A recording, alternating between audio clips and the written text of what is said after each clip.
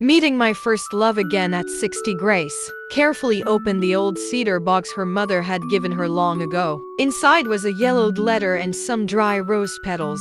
The letter was from Charles, her first love. He had sent it many years ago when he had to leave town suddenly. His words were full of sadness. "Please don't wait for me," he wrote, tears smudging the paper. When Grace was 20, she and Charles dreamed of a future together. But Charles came from a poor family, and his father forced him to move away. He promised to save money and return to marry her, sending poems and rose petals as a sign of his love. Grace waited for him, holding on to hope even when the letters stopped coming. Now, at 60, Grace felt lonely. She decided to join a painting class for seniors to find new meaning in life.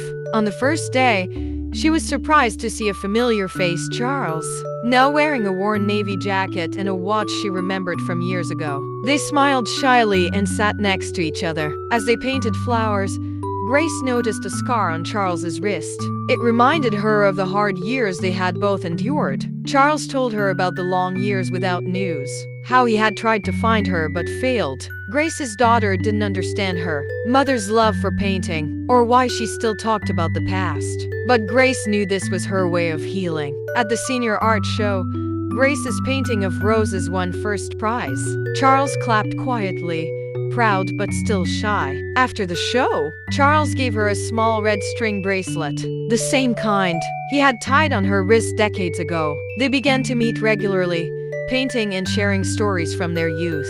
Walking together under the colorful autumn leaves, their canes tapping softly on the ground, Grace felt a peaceful happiness she hadn't known for years. She understood that love wasn't only about holding on or letting go, it was about finding peace with the past and joy in the present. At 60, Grace finally felt free to live for herself and embrace happiness.